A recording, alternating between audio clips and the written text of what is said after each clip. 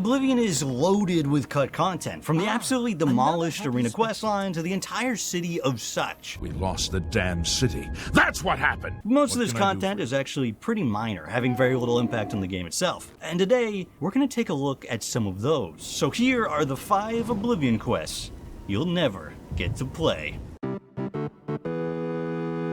If you've played Oblivion for any amount of time, you probably noticed this little pop-up, new topic, do you need couriers? Which you no doubt had a sudden question of, why can't I ask anybody about this new topic? Especially the people you think would want to talk about it the most, the Black Horse Courier. We operate throughout the Imperial City and Cyrodiil. Very fast, very accurate. The Black Horse Courier has a pretty strong presence throughout the world, theoretically, with its employees running all around Cyrodiil delivering the news hot off the presses. And supposedly, you would have been one of them initially. Or at least that's the assumption. Knowing Bethesda, it could have been like the Bard's College, where you never do any barding at all. And if that's the case, I guess I'm glad it got gutted, because the Bard's College sucks! You should be aware that many apply, but we accept very few people. This is a scam, isn't it? I mean, they had the perfect opportunity to make speechcraft-focused plotlines, allowing you to easily level up the hardest skill to level in the whole game. And learn to play instruments for the people's enjoyment, of course. But now, just go fetch some goddamn books or something. Anyway, the Black Horse Courier in its current form unfortunately exists as a barely acknowledged relic. Interestingly though, if you break into the top floor of the establishment, even as early as fresh out of the sewers, you'll find a stack of newspapers, many of which cover events that have yet to happen. Bainland murdered? Count Indaris' son rescued? Gray Fox unmasked? Oh wait, that one's just a tabloid. So does this mean the Black Horse Courier questline would have revealed that they can see the future? Or are even architects of the future itself? No, it's just a weird oversight. A quick look through the game's files, though, reveals he would, in fact, be delivering mail. For at least part of the questline, with even potential repercussions for opening people's mail, which suggests the original Black Horse Courier was more like the couriers in Skyrim, and less like your local news. While in truth, the questline probably wouldn't have been that interesting, since you know it's just being a paperboy, it's impossible to know for sure. So instead, I like to think this would have been the best questline in the whole game, and Todhard has fucked us again. The son of a... Sorry? Only one copy of the Black Horse Courier per customer. People really love to know their origins. Where do they come from? Who were their ancestors? How much ogre DNA does their genetics contain? Well, at least Geraldine certainly does. In the base game, this guy doesn't say a single thing, but he was meant to say a whole lot, specifically about ogres. You don't just barge into people's homes, you know.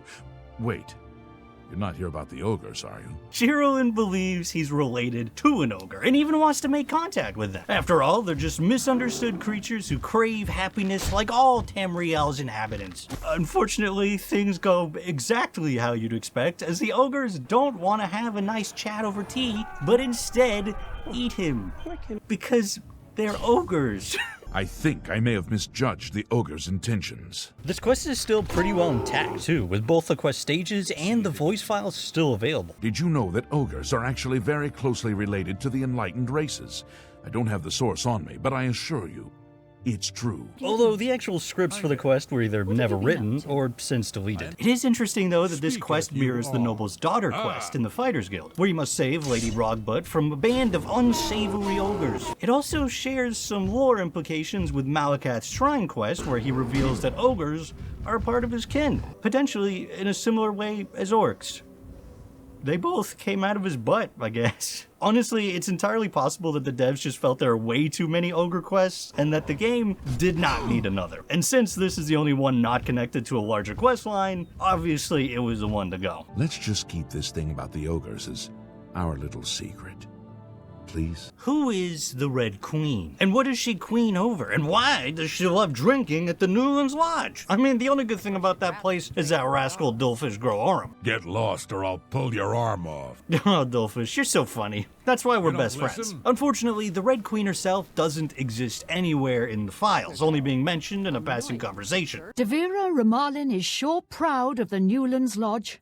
I think she's especially happy that the Red Queen drinks there. But since we know she frequents the Newlands Lodge, we can actually infer a few things about her. First off, this tavern's target demographic is Dunmer. Here you have your chapel-going Imperials and your chapel-dodging Dark Elves, and never the twain shall meet. But it's also preferred by the lower class and the persecuted. and the criminals, I guess. This could, of course, suggest the Red Queen was very possibly a dark elf herself, and the red connotation referring to her red hair. But of course, that's just speculation. It's also very possible she was related to another piece of cut content, the Black Queen, who seemingly frequents dark, stinky caves instead, and might have been the primary enemy of the quest. The cave itself is actually still visitable, but most of it is unexplorable without using cheat codes, or godlike athletics, and a little persistence. Not that there's really any reason to, the cave is kind of boring as is. Of note, however, Shadenhall, the town where you can hear about the Red Queen, is the only city with a dark elf count. A count who happens to have a deceased wife and a reputation for infidelity. No,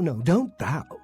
I am just a humble servant of the people. I don't think these things are related, but you never know. There's also a rumor about this guy that he was installed as a count by Queen Barenziah, a woman known for red hair and red eyes, despite having neither in both of her appearances. I looked into a possible connection between the Red Queen and Barenziah, but unfortunately it came up short. I don't think they would have been the same person, rather a runaway child or imposter, and that the Black Queen might have been Morgaya, who has connections to Menamarco, the King of Worms.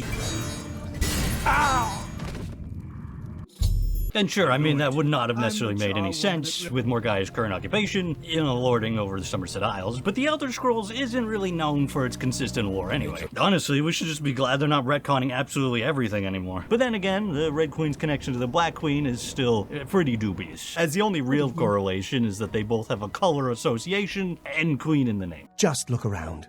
Is not Shadenhall the model of civic rule? Yugalbullet may seem like your typical murderous cult member, just ready to throw down his life the moment he sees any possible enemy, including Brother Piner, if he ever visits the city. But there is one unique thing about him. The villagers will gossip about him. Yugalbullet is an odd one. And I swear, I heard strange noises coming from his basement not long ago. I mean, sure, it makes sense that people will gossip about a suspicious cult member, but they never bothered talking about any of the others. Well, I mean, except for Elsie Godhater, but they just talk about how much she hates gods. Yes, I hate the gods, all gods. They can all bite my garters. And yet you work for one. Interesting. Yugal's home is also a bit of a disaster, completely overrun with cobwebs, except for the basement, where we will find some Mythic Dawn memorabilia and a bunch of strange alchemical devices. But interesting rumors and unusual kitchenware won't reveal anything that exciting. It's not until we take a deeper look into the game's files that we discover there was originally a lot more going on about this man, and that he was meant to be in possession of a unique book called the Mythic Dawn Postulates. What's especially strange, however, is the place where you would find this book, Sancretor, resting place of Tiber Septim's armor, which can only be opened during the main quest, Blood of the Divines. It's very likely this was actually part of an early version of the main quest itself, and potentially related to another majorly altered quest, Blood of the Daedra. In that quest, you have to give Martin Septim any Daedric artifact, but originally, you would have had to find a specific artifact known as Skeftskin, and an unnamed book. A book. Interesting. The Mythic Dawn Postulates also just happens to be a book. Coincidence? Maybe. Unfortunately, however, most of this quest is not left over in the files, and neither is the book. Which means the question of what does the Mythic Dawn postulate will forever remain unanswered. No. That was the dream. I'm awake now.